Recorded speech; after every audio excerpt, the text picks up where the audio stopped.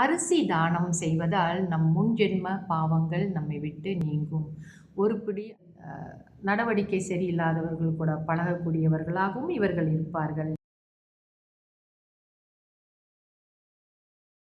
அனைவருக்கும் என் அன்பான காலை வணக்கங்கள்.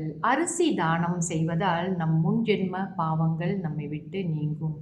ஒரு பிடி அரிசி கொடுத்தாலும் சரி, பறவைகளுக்கு அதாவது சிட்டுக்குருவிக்கு ஒரு பிடி அரிசி நம்ம கொடுத்தா கூட நம்மளுடைய பாவங்கள் கொஞ்சம் கொஞ்சமாக நம்மளை விட்டு விலகும். நல்ல எண்ணங்களும் நம் மனதில் உருவாகும். தொடர்ந்து இன்றைய பஞ்சாங்கம் பார்ப்போம். இன்றைய தேதி 7ஆம் தேதி 6ஆம் மாதம் 2026 ஞாயிற்றுக்கிழமை, தமிழ் மாதம் வைகாசி. இன்றைய சூரிய உதயம் 7:03 சூரியஸ்தமனம் 7:21.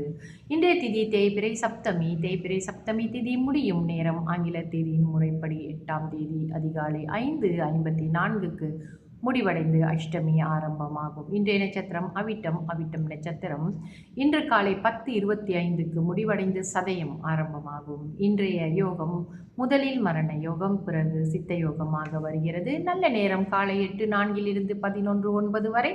அதன் பிறகு மத்தியான வேளையில் 12:10 1:12 வரை. அதன் பிறகு 3:15 4:16 வரை. ராகு கால நேரம் மாலை 5:48 7:21 வரை. யமகண்ட நேரம் மதியம் 1:12 2:44 வரை. கூலிகன் மாலை 4:16 5:48 வரை. சந்திராஸ்தம ராசி இன்று கடகராசி அன்பர்களுக்கு சந்திராஸ்தமம். தொடர்ந்து ராசி பலன் பார்ப்போம். மேஷ ராசிக்கு நட்பு, ரிஷப ராசிக்கு பயம், மிதுன ராசிக்கு பொறுமை, கடக ராசிக்கு நன்மை, சிம்ம ராசிக்கு வெற்றி, கன்னி ராசிக்கு நலம், துலாம் ராசிக்கு அமைதி, விருச்சக ராசிக்கு யோகம், தனுசு ராசிக்கு பெருமை, மகர ராசிக்கு சாந்தம், கும்ப ராசிக்கு வரவு, மீன ராசிக்கு எதிர்ப்பு. தொடர்ந்து நம்மளுடைய சுப ஓரைகளை பார்ப்போம். இன்று சுக்கிர ஓரை காலை 8:04 9:06 வரை. புதன் ஓரை காலை 9:06 10:07 வரை. சந்திர ஓரை காலை 10:07 11:09 வரை. குரு ஓரை மதியம் 12:10 1:12 வரை. சுக்கிர ஓரை மதியம் 3:15 4:16 வரை. புதன் ஓரை மாலை 4:16 5:18 வரை. சந்திர ஓரை மாலை 5:18 6:19 வரை. தொடர்ந்து கிரகங்களின் உச்ச நிலை, அதாவது உச்ச, பகை, ஆட்சி, இந்த நிலைகளை நாம் பார்த்து கொண்டு வருகிறோம். அந்த வரிசையிலே இன்று நம்ம சனி பகவானை பற்றி பார்ப்போம். சனி பகவான் ஆட்சி பெற்றால் பொதுவாக சனி பகவான் ஆயுள்காரகன் என்று சொல்லுவோம் அல்லவா. இவர் ஆட்சி பெற்ற இடம் மகரத்திலும் கும்பத்திலும். இவர் உச்சம் பெற இடம் துலாம் ராசியில். இவர் நீச்சம் பெறுகிற இடம் மேஷ ராசியில். தொடர்ந்து பலன்களை பார்ப்போம். சனி ஆட்சி பெற்றால் ஆயுள் பலம் உடையவர்களாகவும், அவசர புத்தி உடையவர்களாகவும், எந்திரங்கள், இரும்பு வியாபாரி, போர் வீரர், புகழ் விரும்பிகளாகவும், பொய் பேச்சாளராகவும், இனிய வசனம் உடையவர்களாகவும், பொறியியல் வேலைகள் செய்பவராகவும், பந்தயம், சூதாட்டம் போன்ற வகைகளில் ஈடுபாடு மிகுந்தவராகவும் இருப்பார்கள். கொலை, களவு உடையோர் நட்பு பெற்றிருப்பார்கள். தீய வழி, நல்வழி ஆகிய வழிகள் மூலம் வருவாய் உடையவர்களாகவே இருப்பார்கள். போகை இச்சை மிகுந்தவராக இருப்பார்கள். உச்சம் பெற்றால் ஊதாரி, தீய வழிகளில் புகழ் சேர்க்க விரும்புவார்கள். பொன் புகழ் ஆசை மிகுந்தவர்களாக இருப்பார்கள். இளம் குற்றவாளிகள், எழுத்தாளர், இசை, நாடகம் அறிந்தவர்கள், கொடூர சங்கீதம் விருப்பம் உடையவர்களாக இருப்பார்கள்.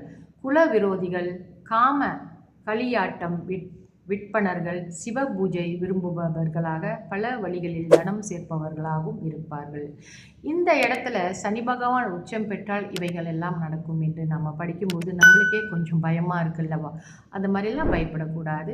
அந்த சனி பகவான் உங்களுடைய ஜாதகத்துக்கு யாருடைய பார்வையில் இருக்கிறார், தனியாக இருக்கிறாரா அல்லது மற்ற கிரகங்களுடன் தொடர்புடன் இருக்கிறார் என்பதெல்லாம் பார்த்து தான் இதையெல்லாம் நாம் நிர்ணயம் செய்ய முடியும். ஆனாலும் கூட அவர் உச்சம் பெற்றால் எப்படிப்பட்ட குணங்கள் இந்த ராசியாளர்களுக்கு அமையும் என்பதை பற்றி நாம் பார்த்து கொண்டிருக்கிறோம். அதனால் யாரும் அதிகமாக பயப்பட தேவையில்லை. மற்றும் நீச்சம் பெற்றால் பார்ப்போமே, ஆயுள் பலம் குறைந்தவர்களாகவும், அறிவிலிகளாகவும் மந்த புத்திக்காரர்களாகவும் மற்றவர்களை மதிக்க தெரியாதவர்களாகவும் இருப்பார்கள்.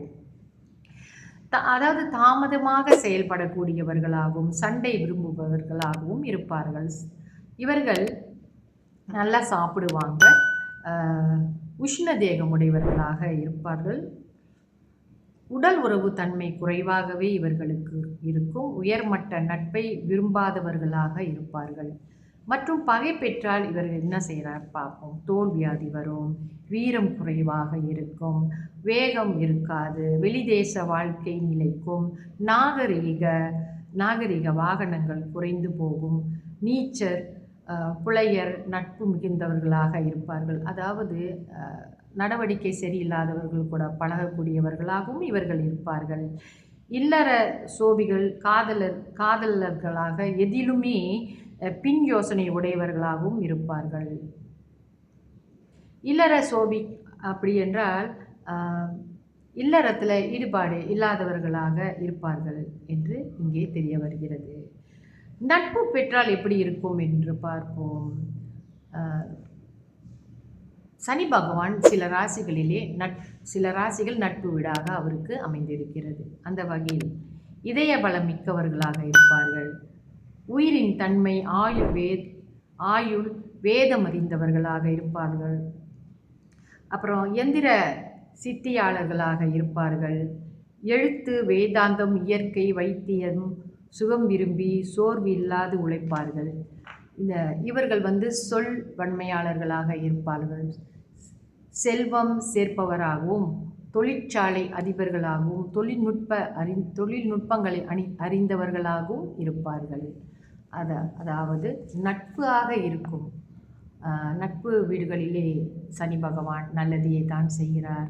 நமக்கு எப்படி இருந்தாலுமே, எந்த கிரகம் இருந்தாலுமே அவர்களால் நமக்கு நன்மை தீமை சமமாகத்தான் கிடைக்கிறது.